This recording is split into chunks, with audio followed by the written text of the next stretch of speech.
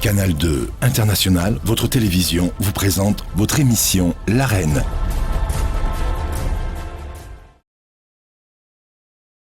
Madame, Monsieur, bonsoir. Bienvenue dans le rendez-vous du Hot et du Hard Interview à la télévision. Vous le savez, nous le dirons pas assez. Cette émission existe pour convoquer et reconvoquer la contradiction au service de la vérité autour d'un sujet, autour d'un homme ou autour d'un objet. Et ce soir, l'homme qui nous intéresse est celui qu'on désigne au sein des salles de rédaction comme étant le 9e candidat à la présidentielle du 7 octobre prochain. Non pas qu'il soit classé 9e, mais parce qu'on ne le voit pas assez sur les plateaux de télévision et nous fait le plaisir d'être invité de l'Arène ce soir. C'est Franklin Difford Afanoui, président du Programme national de paix du Cameroun, le PNPC, mais investi par le parti MCNC, le mouvement citoyen national du Cameroun, du président ou de l'honorable Montekou Biteye Jean. Vous avez donc vu, c'est Franklin Difford Afanoui qui est notre invité ce soir et sans transition habituelle, nous allons l'accueillir en plateau. Franklin Difford, bonsoir. Bonsoir. Et bienvenue dans l'Arène. Merci. Bienvenue pour cette première. Merci d'avoir accepté notre invitation. Merci.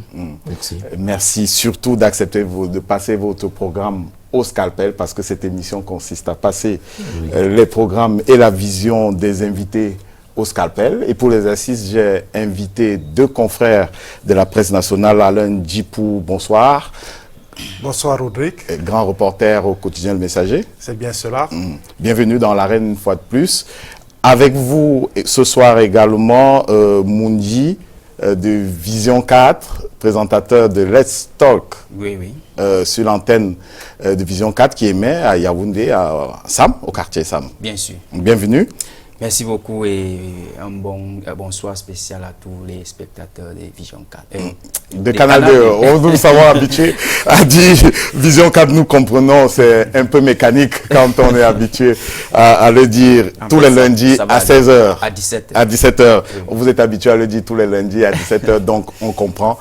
On comprendra cet impair. Bienvenue à tous. Je signale que les autres articulations de cette émission, les classiques sont là. Ce seront mes préférences avec Adja Mayra Mouver, le premier quart d'heure de ce programme. Et vers la fin, Michael Tipkio nous rejoindra sans doute pour la synthèse, c'est-à-dire l'économie de ce qui aura été dit ou ce qui est essentiel, ce qui est essentiel à retenir pour ce programme. Mais puisque le décor est campé, nous allons donc commencer le programme en lui-même en passant par la première halte.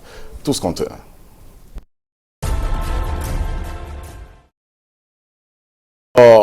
Pasteur, prophète, Franklin Difford Afanoui, qu'est-ce qui vous convient le mieux pour ce soir, au moment de vous interpeller, au moment de vous poser des questions? Quelle est l'appellation qui vous convient le mieux?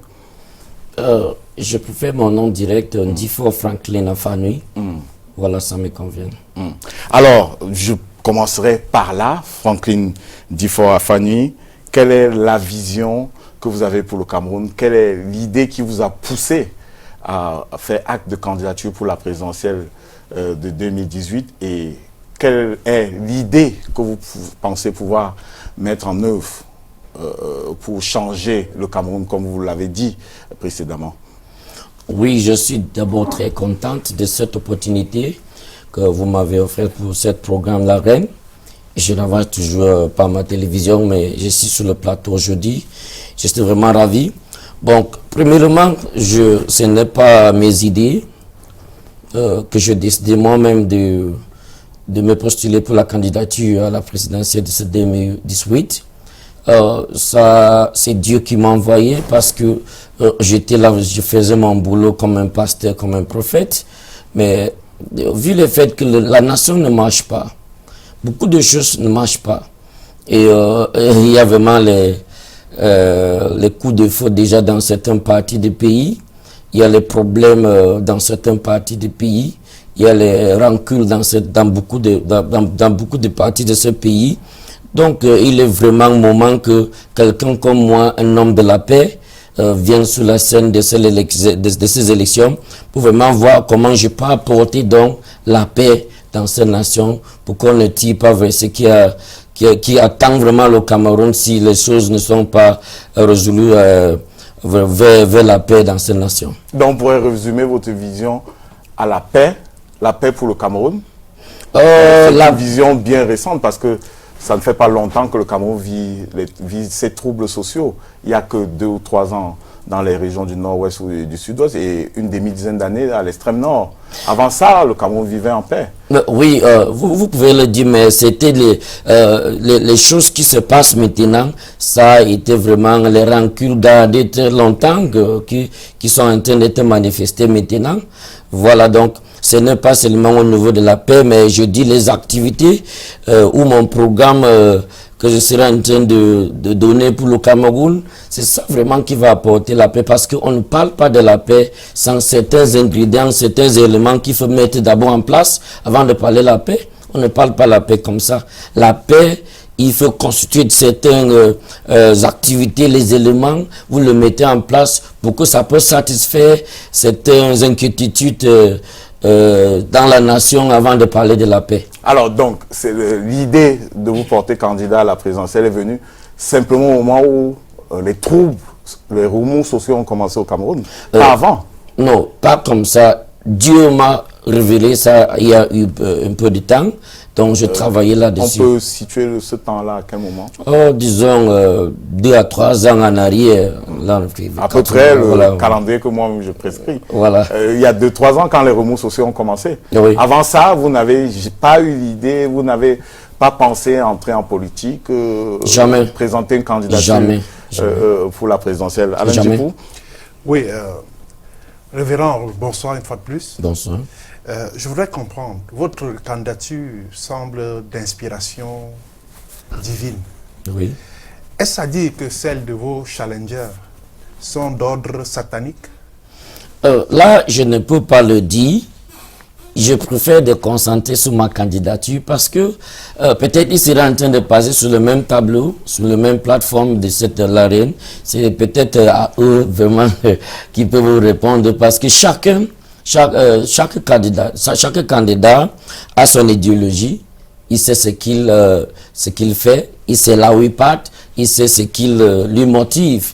Donc je ne peux pas aller parler avec eux, ou parler à leur place, ou dire ce que je ne connais pas. Mais je me concentre sur ma candidature et sur ce que je connais. Puisqu'on est dans l'arène, vous devriez quand même nous faire part de l'étalage de votre conversation avec le bon Dieu.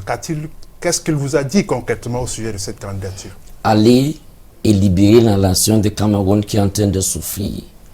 Parce que le satanisme, je peux le dire, a vraiment envahi certains cœurs. Je peux dire l'administration, sans manger les mots. Oui, l'administration camerounaise a vraiment laissé la voie aux forces sataniques de vraiment détourner le cœur, de ne pas vraiment gérer les Camerounais comme il le faut. Parce que même récemment, ce n'est même pas moi qui dis, ça a été vraiment reçu officiellement dans les aéroports de Cameroun à Simaleng, les leaders sataniques, les Rosicruciens, toutes ces choses-là.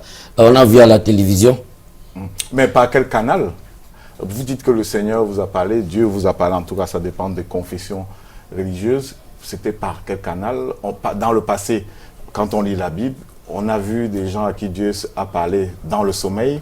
Avec Moïse, c'était sur le mont des Oliviers. Si je me trompe, les téléspectateurs vont me le rappeler. Je ne suis pas chrétien forcément. Oui. C'était pendant qu'il était debout.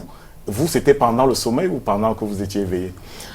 Bon, là, je préfère le garder un peu en moi parce qu'il s'agit des aspects, je veux pas que les gens malinterprètent certaines choses, je veux les laisser sentir à l'aise et qu'on fait un peu le débat. Alors, il vous a envoyé un texte, est-ce qu'il vous a parlé? Est-ce que c'était une voix? Est-ce que c'était un texte? Est-ce qu'il est passé par un autre messager pour vous entendre? On dit que les voies qui mènent au Seigneur sont insondables. Nous voulons un peu comprendre, ça peut aider peut-être la science, la théologie. Oui, Dieu parle à travers beaucoup de manières. Dieu peut parler à quelqu'un à travers un enfant, à travers sa voix, à travers un songe, à travers beaucoup de choses. Donc, tous ces médias-là, j'ai véhiculé. Dans votre cas, c'était quoi? C'était quel moyen? Tous ces moyens-là. La voix de Dieu m'a été parvenue par plusieurs manières. Donc, je viens de citer là. Vous l'avez entendu. Oh oui, très bien. Alors, je voudrais vous poser une question que les sémioticiens, tous les historiens se posent certainement, ou bien ceux qui font le cinéma, parfois qui sont obligés de mettre certaines choses en scène. Alors, est-ce que Dieu, il a une voix plutôt grave, une voix de stentor, une voix suave? Je peux vous dire, Dieu n'a jamais eu une voix grave, parce que c'est un Dieu d'amour. C'est lui qui a créé le ciel et la terre. Même vous tous qui sont là, c'est Dieu qui nous a créés tous. Avant de nous créer, il a cet amour-là. Et ce n'est que Dieu seul qui peut vraiment monter l'amour à sa population et à travers ses serviteurs. Révérend, vous avez pour ambition de mettre un terme aux souffrances des Camerounais. Oui. C'est ce que vous dites. Par quelle alchimie allez-vous procéder?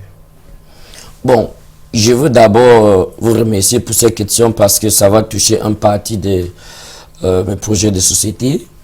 Voilà. Le projet de société qui sera présenté officiellement mardi prochain, c'est bien ça? Oh, oui, oui. Peut-être même avant de répondre à ces questions, je voulais aussi poser une autre question pour savoir maintenant, comme il est candidat dans son église, comment vous parvenez à gérer vos fidèles qui ne sont pas dans votre parti? Peut-être vous avez les fidèles du RDPC, SDF dans votre église. Est-ce que tout le monde forcément devient militant de votre parti dans votre église? Oh oui, merci. Dieu nous a donné d'abord un cœur universel. Ça veut dire aimer tout le monde. Même moi qui je suis ici, je prie pour tout le monde. Je prie pour les musulmans, les païens, tout le monde. Parce que c'est Dieu qui a créé tout ce monde-là. Donc, quelqu'un qui se met pour faire la disparité entre les gens, les hommes que Dieu a créés, là, ce n'est pas vraiment un serviteur de Dieu. Par exemple, au Cameroun, on a un problème. Le problème du Cameroun se base vraiment à ce niveau de plusieurs groupes ethniques, plusieurs tribus au Cameroun. Donc, la personne qui peut mieux gérer le Cameroun très bien, ce n'est que cette personne-là qui a cette cœur universel, comme celle de Dieu, qui ne va pas faire la disparité, dit bon voilà, nous sommes les Bamenda, gérons avec les Bamenda, nous sommes les Bétis, gérons avec les Bétis, nous sommes ceci, qui va prendre tous les Camerounais avec un cœur universel et dire que c'est un seul Camerounais uni et indivisible. Et si nous revenions à la question précédente, à savoir quelle est l'alchimie que vous allez mettre en place pour que les Camerounais sortent de cette souffrance? Oui, exactement. Je vais vous dire, les comportements d'un être humain viennent d'abord du cœur. Quand votre cœur est dérangé, quand vous avez le rancune dans le cœur, vous êtes obligé de vous comporter autrement. Maintenant, la plupart des Camerounais se plaignent parce qu'ils n'ont pas les jobs. La pauvreté est partout. Vous voyez? Donc, nous sommes en train d'amener d'abord le système pour ce côté-là, parce que je veux le présenter mon programme, le système d'industrialisation au Cameroun. Je fais beaucoup de pays, je voyageais, j'étais en Amérique, en Europe, en Afrique, pas beaucoup de pays. J'ai vu comment les pays, les gouvernements de pays travaillent jour et nuit. Et le gouvernement du Cameroun, ils sont fait face à ce problème de problème de rancune dans ces nations parce que eux, ils n'ont pas eu à travailler fort. Je veux le dire parce que ils se basent seulement sur les impôts camerounais dans le secteur privé, mais ailleurs, les gouvernements sont industrialisés qui leur donnent les fonds de fonctionnement. Dans le gouvernement, et là, les impôts là qui viennent dans le secteur privé n'a tellement rien à faire. Si je vous comprends bien, il n'y a pas de miracle à opérer. Les Camerounais doivent se mettre au travail. Mais même Dieu a dit, il va bénir le travail de ta main. Les Camerounais doivent apprendre à travailler. Et on ne travaille pas en l'air. Le gouvernement doit donner sa surface pour travailler. Il doit encourager les investisseurs d'investir. Par exemple, on a un programme où dès qu'on va vraiment industrialiser le gouvernement d'abord, on va sponsoriser le secteur privé, les jeunes avec les bons projets, on va les sponsoriser, d'aussi industrialiser le secteur privé, en sorte que quand on va arriver à un niveau où le pays est vraiment industrialisé, là on va baisser les impôts dans le secteur privé pour faire naître encore. Ça pourra vous prendre combien de temps cette industrialisation? Bon, là, ça dépend parce qu'on ne parle pas en l'air comme ça. Les gens qui viennent vous promettre les choses en l'air, c'est les gens qui ne vont pas le faire. On va d'abord entrer dans l'administration, on commence l'administration, on commence à voir à quel niveau on travaille. Mais ça va pas trop prendre le temps parce que j'ai vu comment le gouvernement du pays travaille, jour et nuit, pour faire marcher vraiment l'économie de leur pays. Voilà, là, on va travailler très fort. Dieu est au cœur de votre action politique. Oui. Dieu est au cœur de votre action politique. Oui. Est-ce que par extrapolation, vous voulez nous amener à croire que demain le Cameroun sera dans un régime théocratique? Pas forcément. Je vous dis d'abord, je suis un homme de Dieu. Que ça ne trouve pas certains gens. C'est comme une carrière. Il y a les économistes, il y a les journalistes, il y a les comptables, il y a les juristes qui quittent de là, ils viennent dans l'administration. Moi, je suis un homme de Dieu, c'est un bureau qui se quitte pour venir dans l'administration. Alors, qu'est-ce qu'on va faire pourquoi ça doit... Puisque le Cameroun est laïque, il y a des gens qui sont libres de ne pas croire en Dieu. Qui ne croient même pas en l'existence de Dieu. Est-ce qu'ils ne vont pas se sentir en insécurité de vous voir arriver au pouvoir, de penser que puisqu'il y a un pasteur qui a été investi par Dieu, qui a reçu la révélation, nous sommes en danger puisque nous ne croyons pas en Dieu? Non, voilà, ce qui se passe, c'est que tout le monde est appelé de croire en Dieu parce que lui, c'est Dieu qui les a créés. Mais on ne doit pas forcer quelqu'un de croire en Dieu. Chaque Camerounais est libre de faire son choix. Mais je suis positionné pour donner les idées, pour vraiment conseiller. C'est un conseil. Si je conseille quelqu'un que voilà la route qui est bonne, et quant à vous, ça semble pas une route qui va vous aider ou qui vous convient, tu n'as qu'à prendre votre choix, soit refuser ou prendre cette route. Okay. Donc, je voulais un peu qu'on regarde un peu votre programme. Vous avez parlé là tout à l'heure comment vous allez industrialiser le Cameroun. Et on sait très bien, et vous avez parlé comment vous allez baisser les impôts. Comment ça va se passer? S'il n'y a pas les impôts, comment le gouvernement va fonctionner? Comment vous allez faire cela pour baisser les impôts? Oui, je dis tout à l'heure qu'un gouvernement qui ne travaille pas et qui dépense seulement les impôts, c'est un gouvernement qui est vraiment, je peux dire, que ça ne peut pas vraiment faire avancer l'économie d'un pays. Par exemple, je visitais le nord l'autre jour, j'étais sur les routes de Mokolo. Je vis l'extrême nord, oui. Je vis les cailloux qui sont là-bas dans les montagnes pleins. Parce que l'un des matériels pour fabriquer les carreaux, c'est les cailloux avec certains produits chimiques bien assemblés. Voilà. Je dis, pourquoi on ne peut pas faire une très grande entreprise de fabrication de carreaux au Cameroun, qui serait même le plus grand en Afrique centrale ou en Afrique même. Et là, vous voyez que ça, c'est le projet de gouvernement que nous on a.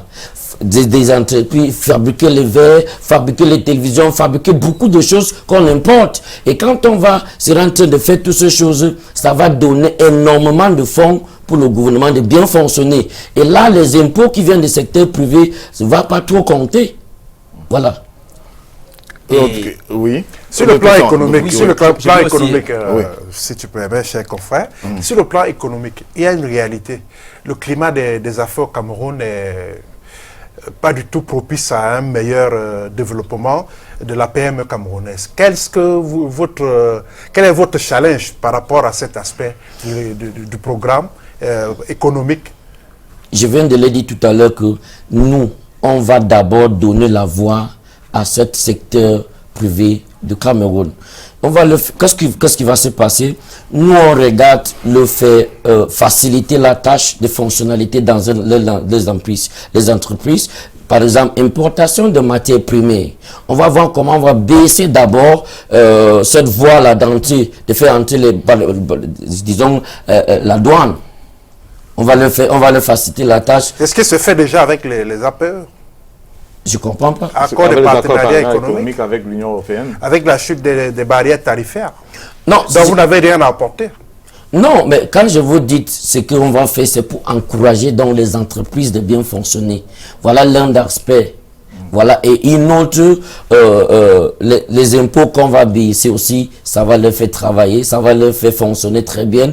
Et d'autres aspects qu'on va vraiment voir comment faciliter la tâche aux entreprises dans le secteur privé de vraiment travailler. Mais en tout temps, l'État fonctionne comment, puisque c'est les recettes fiscales et douanières qui sont le substrat, qui sont la mamelle nourricière de l'État, le fonctionnement de l'État et même de l'investissement. Les recettes budgétaires sont essentiellement fiscales et douanières. Mais dès le début de ma gouvernance, on ne va pas annuler les impôts totalement ou baisser.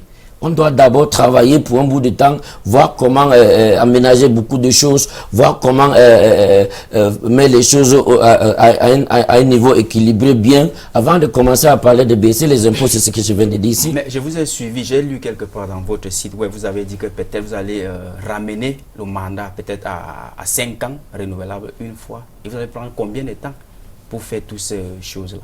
Si vous allez prendre encore de temps pour étudier avant d'implémenter? Non. C'est très clair. Parce que quand quelque chose dure trop, ça embête. Il y a les gens qui sont à côté. Par exemple, quand un gouvernance qui dure trop, ça devient un gouvernement où ça énerve presque tout le monde. Parce que quoi?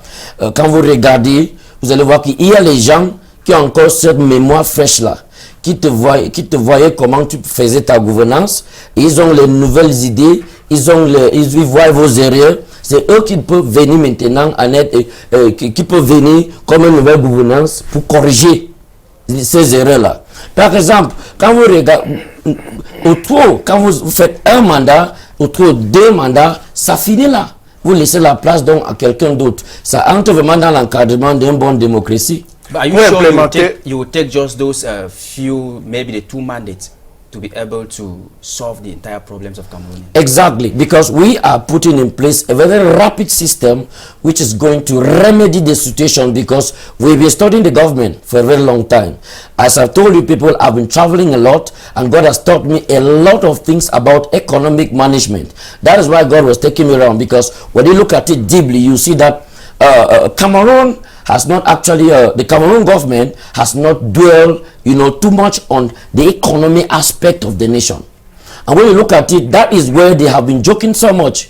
The Cameroon government has been joking so much, and we find ourselves into the gutter. A lot of debts because, okay, look for example, in the time of Ahidjo, Ahidjo had a lot of companies, state-owned institutions that were giving, that were giving a lot of fundings to the government. But in this time, all of them were sold out.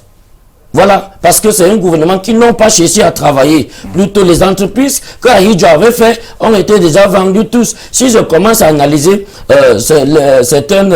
je ne peux pas vraiment donner les détails ici parce que ils sont là. Bon, je vais vous dire, si je commence à analyser un peu ici, ce qui prennent ces entreprises-là qu'on a vendues pour sortir hors de ce pays-ci, chaque mois, vous allez voir que si cet argent-là a entré dans les coffres de gouvernement, vous allez voir que ce gouvernement-ci ne veut pas trop manquer. Et je vous dis, c'est pour ça que les impôts grimpent chaque jour, chaque mois. Ils n'ont même pas vraiment les critères ou les manières fixes pour calculer les impôts. Ok, révérend, sous quelle forme de l'État allez-vous asseoir et implémenter cette politique? Voilà, d'abord, je vais vous dire, je veux annuler cette accumulation de services et de tâches. Parce que quand vous regardez bien, vous allez constater que à Yaoundé, un ministre entre dans un bureau, il a 1000 dossiers devant lui, qui viennent de différentes régions, de ces 10 régions-là. 100 dans l'autre région, 100 partout. Il vient, c'est 1000 devant lui. C'est quel ministre qui va rapidement servir le Camerounais, signer ce dossier-là pour rapidement faire en sorte que les transactions sont mieux faites. Bon, nous on est en train d'amener ce qu'on appelle le fédéralisme, en sorte que l'État fédéral, les régions vont voter leur gouvernement et le mettre en place, en sorte que cette accumulation de tâches et services dans un gouvernement central soit décentralisée, et là, il fonctionne en paix. D'abord même, un governance that is not approach to the people can never be effective. For example, put up a project here and you're going to stay in America and you are not near that project, it will never work. Alors, quelle forme de fédéralisme? Parce qu'il y a un débat maintenant, est-ce que c'est 2 États, c'est-à-dire la partie anglophone et la partie francophone? Vous êtes natif de Bafouth, dans la Mézam. A priori, la question anglophone vous préoccupe, je dis bien a priori, ça pourrait ne pas être le cas. Quelle est la forme de fédéralisme qui vous intéresserait ou bien que vous entrevoyez? Est-ce que c'est la décentralisation telle qu'on la voit maintenant, parce qu'il y en a qui estiment que c'est une forme de fédéralisme? Est-ce que c'est des États? Si oui, combien d'États? Okay, actually, I will let you know that we are coming in with the state federalism. That means we have different states, federal states in Cameroon, whereby each state, sorry, let me come, whereby each state will have its government that will be given the some kind of autonomic power to function within those federal states, and documents, services and activities will be limited within that place, and the central governing body will validate all those activities within those federal states, making sure that people are served in time and they will be ordered a lot. And you see that even the resources from that very federal state will not leave, just a percentage will leave to the central governing body for for central management. But talking of giving people good life, you can have around 60% of those resources from that region. They need to stay in that region, develop that region, maintain that region, and bring in a lot of innovations in that region, so that the people there will not be having grievances, that their resources are carried away and actually are not plowed back to give them a good life. Alors, la question du nombre d'États ne vous intéresse pas? Ça m'intéresse, mais je veux vous dire, quelqu'un comme moi, je suis réalistique. On ne doit pas parler les choses que tu ne vas pas implémenter. Moi, je veux d'abord faire une bonne étude. Vous n'avez pas de proposition? Non, je ne fais pas les choses en l'air. Nous sommes les hommes de la vérité et je dis ce que je veux faire. Bon, vous savez, je ne suis pas un politicien. Je viens avec la réalité. Voilà, donc je vous dis, les formes de l'État, ça va changer automatiquement. Même pour maintenant, on est en train de travailler pour voir si c'est combien d'États. Alors, est-ce que vous allez soumettre le projet à un référendum ou vous allez simplement manœuvrer au sein du Parlement, parce que la Constitution permet qu'on modifie la Constitution? C'est un État. Est-ce que vous allez organiser un référendum? Ce sera quelle formule? C'est un État. Un État a un manière de fonctionnalité. Vous voyez? Donc, on va s'asseoir, soit au Parlement, soit où on va s'asseoir pour voir quelle forme, combien d'États fédéraux qu'il faut mettre au Cameroun. Révérend. Une question dans la suite de celle, oui. Oui, je veux aussi ramener cette question, parce que quand on parle de forme de l'État, on parle de centralisation qui se passe au Cameroun actuellement, mais le régime actuel parle de décentralisation. Mais comment quelle est la différence selon vous? Non, la décentralisation, moi, je ne veux pas parler là-dessus. Pourquoi? Parce que c'est quelque chose qui a été dit depuis, mais ça n'a jamais été appliqué. Vous voyez donc parler de décentralisation, c'est très différent d'un État fédéral. Parce que décentralisation, le gouvernement central est vraiment au contrôle de tout. Mais quand on parle de fédération, c'est quand un État fédéral serait donné ce pouvoir autonome de vraiment fonctionner comme peut-être un sous-gouvernement même. Mais dans la décentralisation, les collectivités locales sont autonomes. Bon, dans le cadre de la loi de 2004. On a entendu ça, mais je veux parler dans la loi de 2004. Révérend, l'histoire du Cameroun nous enseigne qu'à un moment donné, on a expérimenté le fédéralisme dans ce pays. À un moment donné, pour des raisons que j'ignore, on a tourné la page, on est allé vers la centralisation. Aujourd'hui, vous, comme d'autres candidats à la présidentielle, vous utilisez le fédéralisme comme un fétichisme. Mais comment ça? Parce que en fait, ça devient comme votre leitmotiv, ça devient comme un créneau qui... une manière dans laquelle vous mettez tout et rien finalement. Non, les gens qui fonctionnent comme ça là, je ne sais pas. Mais nous, on est en train de vous dire ce qui est réel. Regardez dans ce monde-ci, tout pays qui fonctionne à feu et que nos jeunes s'y quittent pour aller là-bas, c'est un pays qui fonctionne avec ce système de fédéralisme-là. C'est ça que je dis qu'on va implémenter dans ce pays. Regardez partout dans le monde. L'Amérique, le Nigeria ici à côté, même à l'Allemagne, beaucoup de pays européens. Ils fonctionnent dans ce système-là. Parce que quand vous divisez les fonctions, vous divisez tout un pays et vous le donnez cet État fédéral-là, ils sont concentrés dans leur État, ils fonctionnent dans ces limites-là, ils seraient effectifs. Priorité au développement local. Bon, oui, voilà. Priorité au développement local, ça se résume peut-être parfois par la décentralisation. Nous allons marquer une petite pause. Nous reviendrons à votre programme dans un instant, dans 5 minutes précisément. Le temps de prendre Adja Mayramou qui est en plateau, qui nous a rejoint en plateau pour revisiter ou pour visiter votre vie côté jardin. C'est le moment des préférences. Canal 2. Canal 2. Bonsoir. Bonsoir. Et bienvenue. Bon retour dans l'arène. Merci. Et alors, vous avez le candidat Franklin Difford pour 5 minutes pour les préférences. Bonsoir, Franklin Difford. Bonsoir, bonsoir madame. Que vous avez choisi durant cette émission. Oui. Alors, durant quelques minutes, nous allons parcourir quelques-unes de vos préférences. Je suppose que vous en avez beaucoup.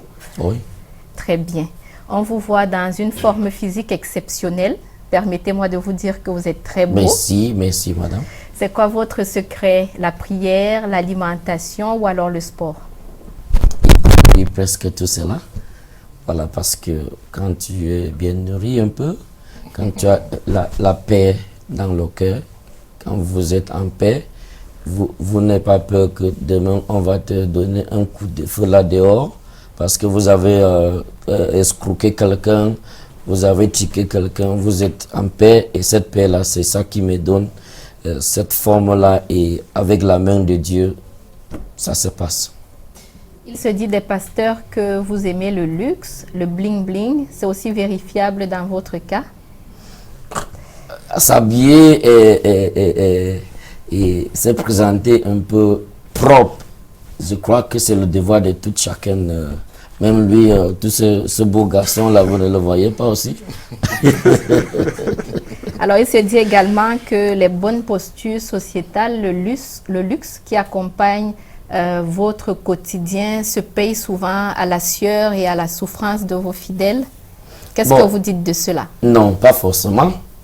Bon, quelqu'un qui fait un bon travail, il a toujours les rémunérations qui viennent de très bonnes sources. Par exemple, je m'assois souvent, quelqu'un que j'ai prié pour lui, il part en Europe. Oh, voilà l'homme de Dieu là qui avait prié pour moi. J'ai eu cette paix ici, je suis contente. Qu'est-ce que je peux faire pour lui? Madame, vous pouvez faire les recherches. Moi, je ne suis pas ce genre des hommes de Dieu qui escroquent les gens, qui fait tout cela.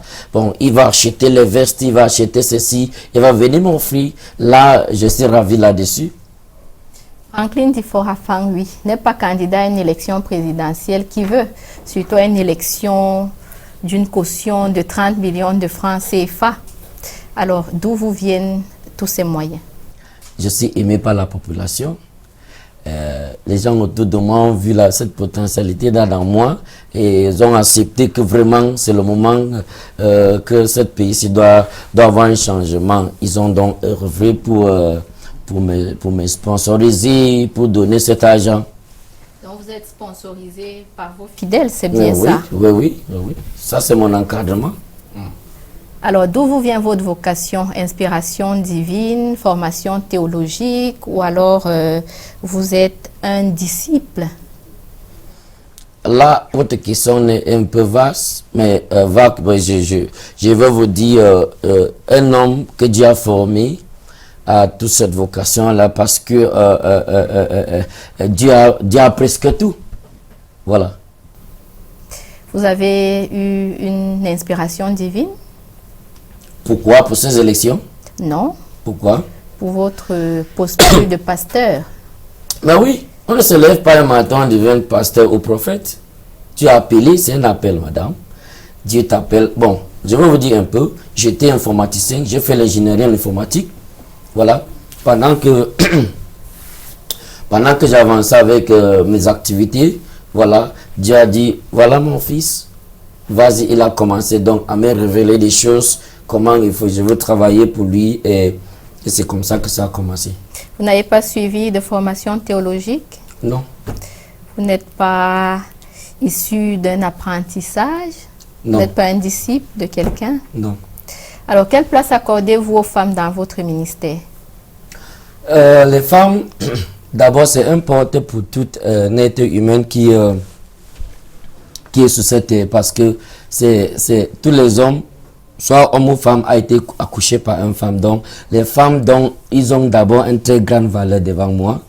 Et les femmes sont d'abord, je peux dire, soft touch. Ça veut dire, c'est les bons arrangeurs de société. C'est eux qui peuvent vraiment amener, je peux dire, un environnement bien organisé et qui est plein avec de la paix.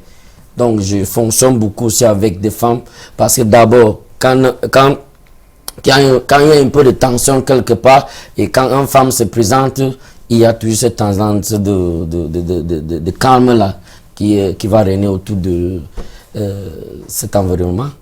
Alors, quelle est la place qu'occupera la femme dans la société camerounaise que vous aspirez diriger? Voilà. Première chose, moi je suis un technocrate. Là, tous les gens, tous les administrateurs qui vont travailler dans mon gouvernement, je vous dis, ce n'est pas par peut-être groupe de la sphère des tribus, c'est pas parce que vous êtes mon frère, vous êtes anglophone, vous êtes Betty, vous êtes Baosa, vous êtes... Non, chacun travaille par rapport à son niveau professionnel. Ce pays-ci, s'il faut dire qu'un pays doit fonctionner bien, c'est quand on a bien sélectionné les professionnels, on le met ensemble, on le gouverne. Ils vont bien travailler. Pas que quelqu'un est ministre parce que il est oncle de tant, il est telle personne. Ça tue toute une économie et on ne peut pas avoir le professionnalisme dans ce genre d'état. Donc vous n'allez pas prioriser les femmes. Donc les femmes, si tu es une femme, d'abord, parce que le système d'éducation au Cameroun, on va vraiment le professionnaliser, on va bien former les femmes, et les femmes qui sont bien formées, et ils ont cette espérance-là, ils ont cette, if they are professionalized, if women are professionalized, and they have that standard of education, that they can serve the nation, whether you are a man or a woman, you will have your place. Franklin Difort-Afang, oui, marié? Bah oui, j'ai une charmante femme, on a 3 enfants. Régime monogamique, c'est oui, bien monogamie. Ça? Je n'ai pas jamais encouragé quelqu'un de faire la polygamie parce que vraiment c'est difficile à gérer. Alors, au regard de l'affluence des femmes dans les églises, souvent dites de réveil, on colle très souvent beaucoup de procès aux pasteurs, des procès de détournement, de profiter de ces femmes, de leur faiblesse psychologique pour souvent voler leur intimité. Que répondez-vous à ces personnes-là? Bon, par exemple, moi, si j'avais ce cas-là, vous devez déjà comprendre un jour dans les médias, je ne suis pas ce genre de personne. Je vous dis, mon rôle, c'est pour prier pour les brebis, pour les gens, pour les femmes et les hommes qui viennent devant moi envoyés par Dieu. Le reste, s'il veut donner à l'église, ce serait donner, il donne avec un cœur tranquille et libre. On ne force pas les gens. Et si vous regardez partout dans le pays, j'ai parcouru tous les 10 régions du pays et je fais les croisades là-bas, les événements très grandioses. Même au nord, on ne demande pas un franc à quelqu'un. Allez vous renseigner, un franc. Même les auditeurs nous écoutent. Et vous n'encouragez pas les gens à donner plus de billets que de pièces? Non, ça c'est, il y a les faux hommes de Dieu, il y a les vrais. Je vais vous dire cela. Donc, il y a même les auditeurs qui nous écoutent. S'il y a un auditeur il était dans une croisade où je suis arrivé, j'ai pris serait-ce qu'un franc là-bas, il n'a qu'à appeler. Alors, vous aspirez à gouverner le Cameroun. Comment comptez-vous séparer les vendeurs d'illusions des disciples de Dieu? Bon, là, je n'ai rien à dire là-bas. On va voir comment le gérer. Il n'y a pas de projet dans ce sens. Est-ce que vous partagez la peine de ces familles parfois déchirées à cause d'un pasteur qui a de l'emprise sur l'épouse ou sur l'époux ou sur un enfant? Est-ce que ces questions-là ne vous préoccupent pas en tant que pasteur? Ouais, voilà. Quelqu'un qui a d'abord l'amour pour les hommes que Dieu a créés, ça doit t'occuper, ça doit te déranger, tu dois t'inquiéter. You must think because it must worry you. Because, human being must be managed with love. When you have people that are, are not functioning according to what they have, they call themselves, if you're a pastor and you go around bringing disorder in homes and separating people's families, it's not what God has said. Parce que Dieu est un Dieu d'unité, pas un Dieu de séparation. Then how will you manage the proliferation of churches all over the country? Exactly. So if there are clean churches and there are wrong ones, so with time we will see how we can manage all those, because there are Muslims, there are different kind of people. So we are coming to govern Cameroon. We are not coming with religiosity all over the whole nation. We are coming to govern Cameroon. We are going to govern all kinds of human beings in Cameroon. Pasteur Franklin Difoafanwi, que pensez-vous de l'environnement spirituel, de la spiritualité au Cameroun? Là, je ne vais pas trop penser là-dessus parce que je viens de le dire, chacun a son idéologie. Bon, il y a les gens qui croient que peut-être boire trop spirituellement, il est ok. Allez lui dire de ne pas boire, donc c'est tout un problème. Vous comprenez? Ils croient en ça. Donc, mais je suis placé pour lui conseiller que ce qu'il fait là n'est pas bon. Donc, un conseil, c'est à prendre ou à laisser. Bon, au Cameroun, on voit déjà qu'il y a cet environnement un peu satanique. Je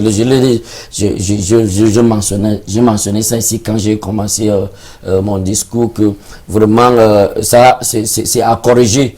Parce que c'est quand tu vois quelqu'un qui est éduqué, voilà, qui est éduqué, mais il n'arrive pas à utiliser cette intelligence-là pour gérer quelqu'un, pour gérer certaines choses, pour apporter plus dans un environnement.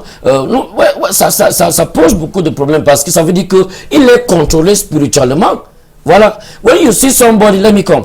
When you see somebody who is educated and it is in front of you, and you are expecting that he should bring forth that education to better manage God's people, and he cannot do it, is rather bringing negativity and things that are killing down the nation, that person is controlled spiritually, because he should be taking laws in the night in altars or demonic altars, coming forth in the day to implement. He has no way to implement the education or to implement what he studied. Comment Franklin Difoa se définit-il sur le plan vestimentaire? Êtes-vous toujours en chemise, veste et cravate? Toujours? Bon, mes vidéos montrent, je dis ça en veste, bon, je suis toujours moi en chemise, en tricot, parce que je suis I'm a very sombre. God has given me humbleness. If you see, je faisais mes tours à l'ouest, j'étais toujours moi en chemise. Bon, toutes ces complications là, ce n'est même pas ça qui compte. Parce que ça. Alors, là, j'arrive. Quand vous êtes trop compliqué là, la vie est simple. Parce que quand vous êtes compliqué là, ça donne l'orgueil. En sorte que tu ne veux plus te rabaisser sur certaines choses. Non. Par exemple, moi, président, il y a un problème ici à Douala. Vous allez me voir avec une petite voiture ici. Je viens. J'étais au Ghana. J'ai passé en route. Je vis, voilà le président à côté de la route. Il était en train de venir pour une cérémonie. J'ai vu quelques policiers là en route. Vous voyez? Mais chez nous ici là, quand le président, je veux le dire, c'est la vérité. On vit cela. Il y a personne pour... J'ai toujours cette notion là que peut-être il y a personne pour conseiller le président actuel. Parce que quand il veut sortir, tout est paralysé. L'autre jour, je voulais venir à Yaoundé. Et on a tous les vols de Cameco, on a repoussé tout parce qu'il n'y a pas un avion qui doit quitter ou atterrir là-bas en Simalais. Et j'étais en train de courir de gauche à droite. En cas de victoire, quel titre allez-vous mettre en avant pour sortir? Monsieur le Président ou alors Pasteur? Vous dites? En cas de victoire, quel titre allez-vous mettre en avant? Monsieur le Président ou Pasteur? Là, pour moi, un titre ne compte pas, c'est l'effectif. Qu'est-ce que vous êtes venu pour faire pour le Cameroun? C'est ça qui me préoccupe. Je serai concentré pour travailler pour les Camerounais, non pas pour qu'ils travaillent pour moi. On est venu pour servir la population, être avec eux. Je serai en train de manger là où ils mangent. Je serai en train de dormir dans certains endroits là où ils dorment. Il faut, en tant qu'un jeune, je veux parcourir ce pays-ci peut-être 10 fois par mois pour voir comment cette gouvernance se passe, les projets se passent, toutes ces choses-là. Je ne serai pas en train de gérer le pays sur papier, non. Très bien, Franklin Difo. Nous sommes un dimanche, ça c'est vraiment pour sortir. En tant qu'homme de Dieu, quel verset biblique va vous accompagner dans votre quête présidentielle? La Bible est complète. Je viens de le dire. Je ne viens pas pour commencer à lire la Bible partout. Vous n'avez pas ou ouvrir l'église au Cameroun. Je viens pour la gouvernance. Dieu m'a envoyé pour venir gouverner le Cameroun. C'est ça. Et tous ces programmes-là sont là pour gouverner le Cameroun. Mais est-ce qu'il n'y a pas un extrait de la Bible qui vous plaît particulièrement? Toute la Bible me plaît. Toute la Bible, ça me plaît. Parce qu'on voit souvent chez des chrétiens des extraits, quelques versets. Toute la Bible me plaît. Des premiers versets jusqu'à dernier, toute la Bible me plaît. Il n'y a pas seulement certaines écritures. Merci Adja Maïramou d'être passé par ici. On vous retrouve le week-end prochain pour le journal du soir, la grande édition en direct de ce studio de Douala. Nous revenons donc à vous. Je voudrais reparler un peu d'idéologie. Je note que vous êtes le candidat du MCNC qui est d'essence sociale libérale. Mais vous dites que vous êtes là par inspiration divine, alors que la sociale libérale, c'est un positionnement très loin des croyances religieuses. Comment vous avez pu réussir ce maillage avec le MCNC de Monteco-Bitéjean? Il n'y a pas de manipulation là-dessus. J'ai été aimé par cette mission, par cette partie-là, et ils ont accepté de m'investir comme le candidat parce que c'est un parti où on a eu à connaître comment il fonctionne. Voilà, c'était vraiment... Est-ce que vous avez lu le projet en tout cas qui a été validé par le MINAD, parce que c'est un parti, comment on va dire, légalisé, qui a même des élus dans le Haut-Cam, notamment vers Bafan. Oui, à Bafan. Monteco-Bité même a été député. Vous avez une idée de son positionnement idéologique? Je viens de le noter. C'est la sociale... c'est un parti d'essence sociale libérale qui n'est pas, a priori, proche de croyances religieuses. Comment vous réussissez donc à fonctionner avec ce parti politique-là? Je viens de dire ici parce qu'il y a une erreur, je peux dire une erreur quelque part, parce que les gens ont toujours cette tendance de dire religieuse, pasteur. Je viens de dire que c'est tout un métier, comme les autres. Vous voyez? Bon, ça n'a pas une perturbation entre religieuse et un parti politique, non. Et on devait voir seulement les contextes, non, on regarde le contexte de ce parti-là. Qu'est-ce que ça peut apporter aux Camerounais? C'est juste cela qui a fait la liaison entre nous et ce parti-là. Ok, président, si vous permettez que je vous appelle déjà président. Bon, le Cameroun... Il est au moins président du PN, oui. du PNPC. Le Cameroun a un véritable problème qui est la corruption. Comment allez-vous éradiquer la corruption si vous êtes élu? Oui, ça entre dans l'un de notre projet de société. Je viens de vous dire, je fais l'ingénierie en informatique. Donc, on ne peut pas éliminer la corruption dans un pays quand un être humain est vraiment en train de superviser une autre. Voilà. Nous, on va amener un système de digitalisation de toute activité camerounaise. Voilà. Les hommes, les bureaux, les routes partout seraient suivis par les caméras et les équipements digitaux. Voilà. On va aussi digitaliser le système finance de Cameroun. Chaque Camerounais, même si c'est au village, on va vous enseigner comment utiliser une carte magnétique pour qu'on peut vraiment suivre toute transaction financière au Cameroun. C'est parce que si vous êtes en train de superviser peut-être un gouverneur ici là, quand vous n'êtes pas là, il a vraiment cette superficie, cet environnement large pour manipuler comme il veut. Mais quand tout est digitalisé, quand vous déposez l'argent ici dans le compte, parce qu'on va faire un système où le système financier serait digitalisé, comme je viens de le dire. Si vous déposez 1 million ici dans le trésor public, ici à Douala, d'abord, le système financier de cette région-ci, ça va afficher le même moment qu'on est en train de déposer cet argent. Et dans le quartier général à Yaoundé, quartier général finance à Yaoundé, ça va afficher aussi là-bas. Donc à la fin de la journée, on saura combien est entré dans ce pays-ci, dans les caisses de l'État. Et là, les ressources sont aussi imprimées avec des codes. Là, on verra, il n'y aura pas moyen de voler serait-ce qu'un franc. Les transactions, par exemple, les transactions financières, vous voyez que les banques, un banque ouvre ses portes aujourd'hui. Après 1 an ou 2 ans, il ferme sans avertir même les clients. Nous, on verra comment on va mettre les experts. On suivra toutes les transactions bancaires. Si la banque, si ces banques-là veulent ou pas, on va te suivre. Si vous ne voulez pas, on ne va pas vous autoriser de fonctionner dans notre territoire. Pourquoi? Parce que comme on aura un système comme un peu en Amérique, là où le FBI a les moyens de voir toutes les banques. Voilà. Parce qu'on va mettre les comptables sur place. We will put accountants in place. A powerful team that will be monitoring transactions of banks, and we will tell you in 6 months time to come. In 6 months, we will let you know that, sir, your bank is not more healthy. Your transactions are not healthy, and you're getting towards closure.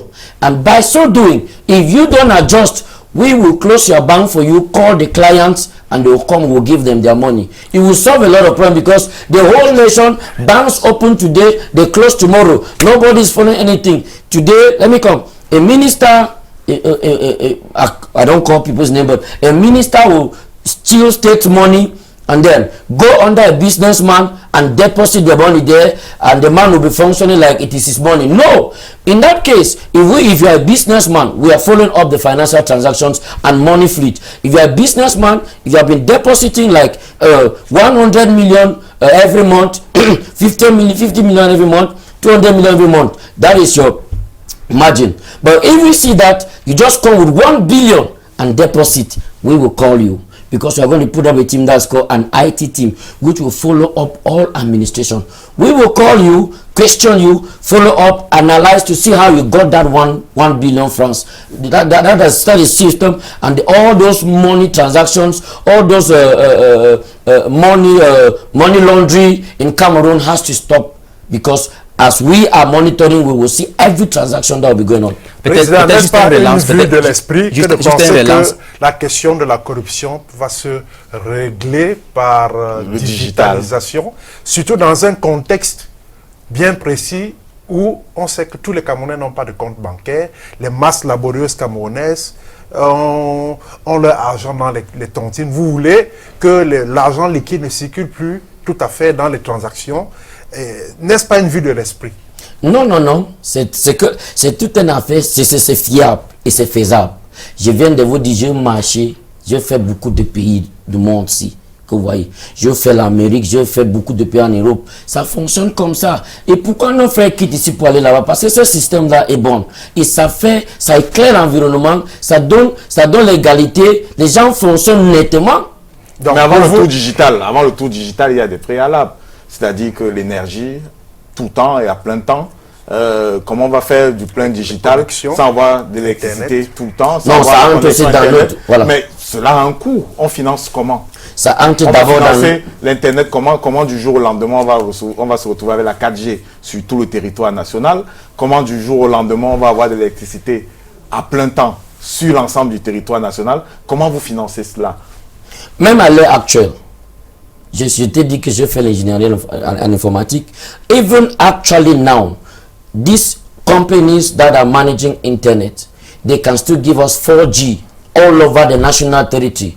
It's just because nobody is following these companies. They operate the way they want. They have enormous finances. If you know how much these companies are making per day and per month in Cameroon, mais pour leur propre intérêt, ces entreprises mettraient en place la 4G, offrirait la 4G à tous les consommateurs pour leurs propres intérêts. On ne peut pas imaginer que elles ont besoin de la 4G. Non, je voulais arriver là où vous avez posé leurs entreprises et qu'il n'y ait pas de volonté politique à côté. Je voulais arriver là à votre question parce que vous regardez comme c'est impossible. Non, c'est très possible et ça ne coûte rien parce qu'au Cameroun, on a les ressources.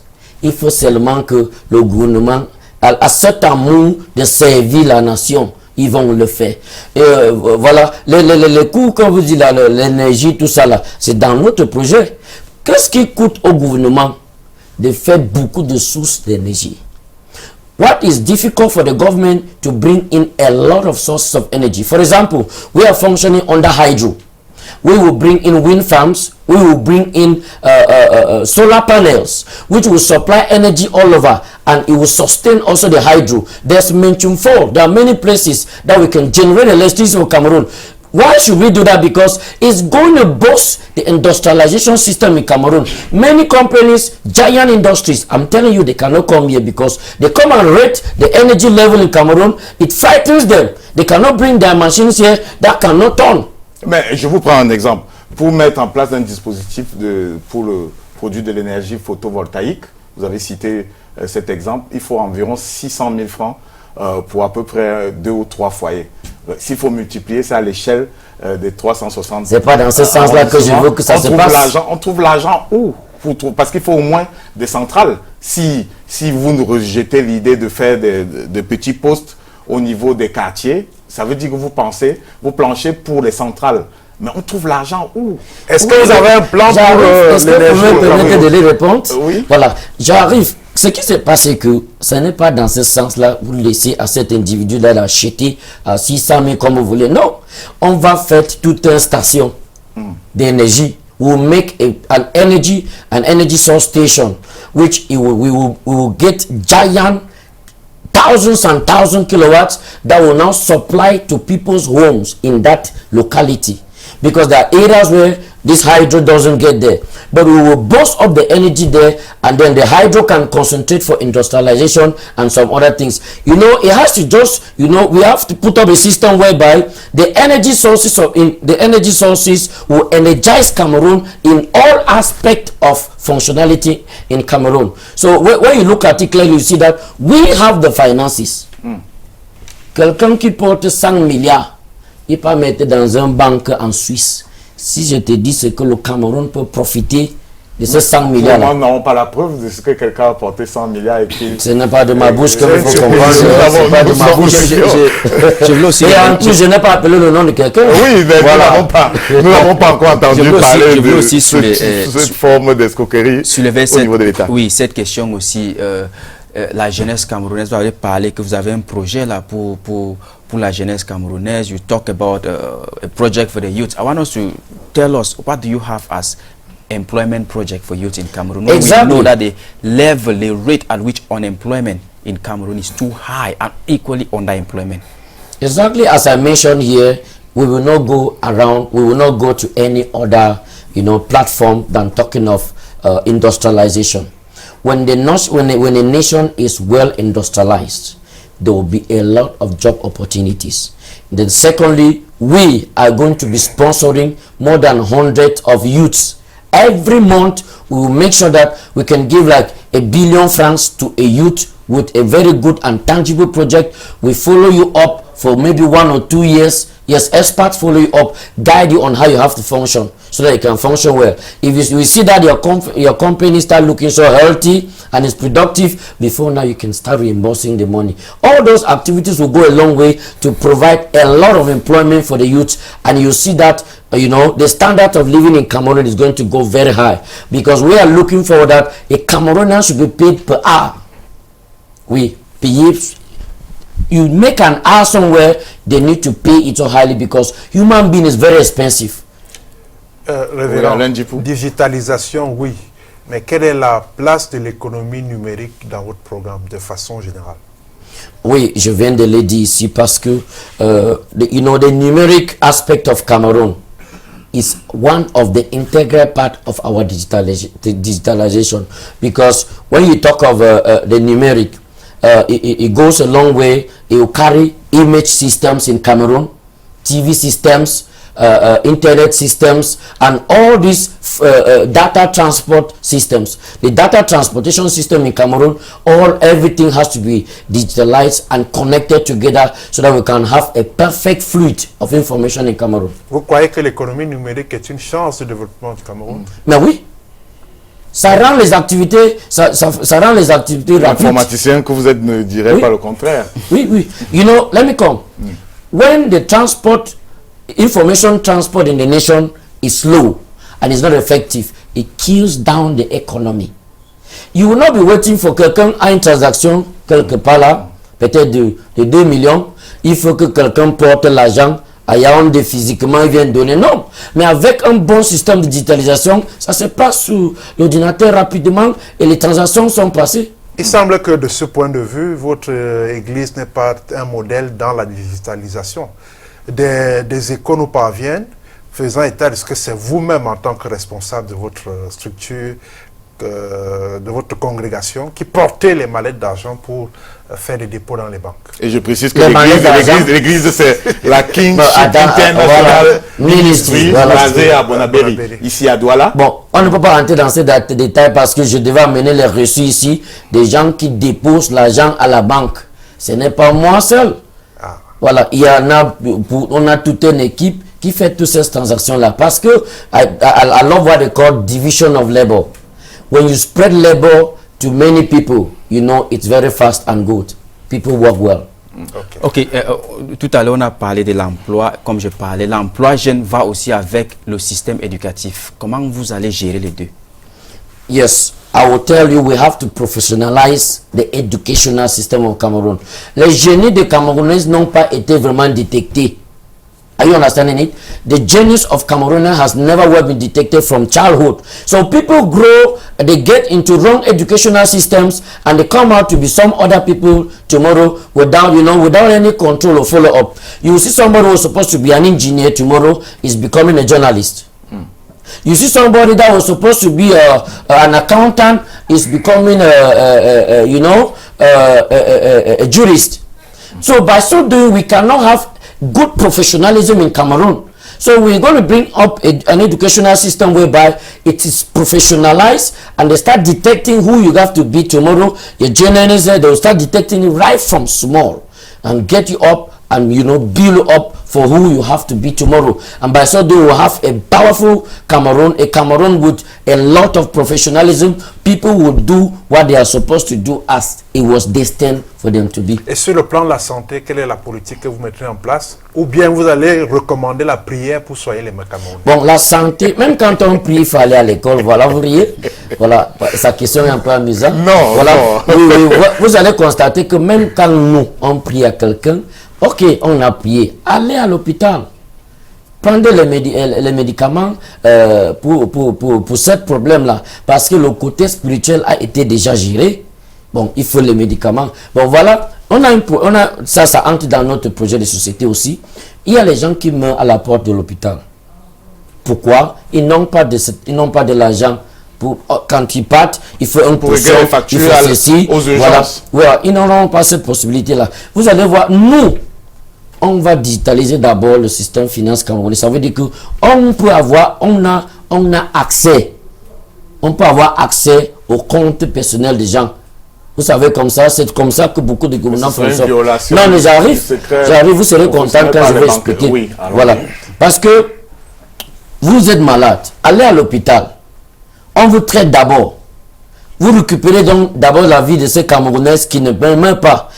Pendant que tu travailles, comme on peut, la banque peut avoir accès à ton compte.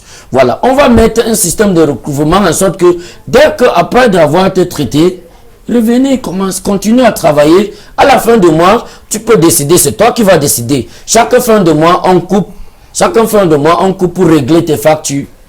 Voilà, c'est comme ça. Vous allez prélever à la source. Vous n'allez pas créer une caisse de sécurité sociale comme le RDPC propose. Enfin, le non, ça c'est on l'avait annoncé en 2011. On attend toujours. Je parle de l'effectif. Oui, vous suggérez de soigner les gens et puis les suivre au niveau bancaire. Mais le niveau de bancarisation au Cameroun n'est pas poussé.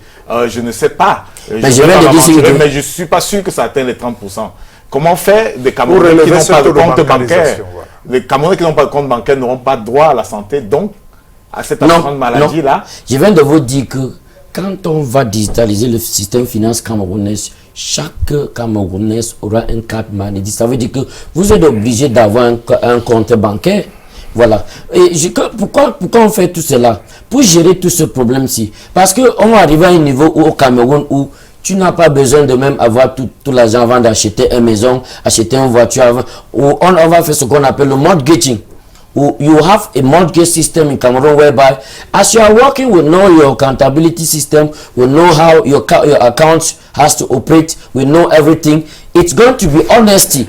We will do it honestly. If you, like for example, I was in Germany, I was driving through with somebody and the camera picked him, paf! He cried that he has lost money. On amène ta facture, on te donne. Si tu ne veux pas payer, on prend dans ton compte. Mais il faut avoir un compte bancaire. Mais oui, c'est ce que je dis. Donc, chaque Camerounaise est obligé d'avoir un compte bancaire. Juste pour si on regarde cela, chaque Camerounais a un compte bancaire. Avec le SMIC qu'on a, 36 000, tu as un compte bancaire, tu vas faire quoi avec? Non, les choses vont s'améliorer dans notre tout. Non, mais on place pas la charrue avant le bœuf. Vous allez créer le compte bancaire pour des gens qui gagnent 36 000 francs, qui sont parfois des femmes de ménage, qui sont... Ou bien vous allez... Non, les salaires... C'est peut-être de très petites entreprises qui ne règlent pas les factures ou bien qui ne payent pas les salaires par des virements bancaires. Même si les gens ont des comptes bancaires, c'est pas sûr que ce soit pas seulement des comptes d'épargne. Est-ce que c'est toujours des comptes business? Je viens de vous dire ici, c'est le gouvernement actuel qui a placé les gens à ce niveau de SMIC. Nous, on est en train d'amener... On amène un système où le standard de vie camerounais serait élevé. Bon, parce que élever le standard, oui, avant de créer les comptes bancaires pour tout le monde. Mais on ne se lève pas pour faire... Donc ça veut dire que la solution pour la santé va attendre. Non, c'est pas ce que je viens de vous dire. Je dis on commencera avec cela tout doucement. Voilà. Et puis on va... C'est un idéal que vous poursuivez. Oui. Alors nous allons marquer une petite pause pour prendre le duel. J'ai signalé d'entrée de jeu que ce ne sera pas un duel idéologique, mais un duel technique. Nous avons écouté Franklin Difford qui nous a dit qu'il avait une vision messianique, une vision qui a trait à Dieu pour la présidentielle de cette année. Nous avons donc convié sur le plateau Bouba Bahaou pour critiquer cette vision messianique. C'est la substance ou bien c'est le fil rouge du duel de ce soir. L'Arène. Bahaoua Bouba, bonsoir. Excusez-moi, mais c'est un nom peu commun. Il me faut un peu de temps pour m'en accoutumer. Bahawa Bouba. Merci. Et pardonnez-moi cet impair. Merci et bienvenue dans l'arène. Merci. Alors vous avez pour un quart d'heure, vous allez mener cette discussion avec le candidat Franklin Difford à Faoui. Vous avez la parole. Oui, bonsoir, révérend Franklin. Bonsoir, monsieur Bouba. Heureux d'être avec vous ce soir. J'ai suivi avec beaucoup de pertinence vos propos. Vous êtes un envoyé de Dieu.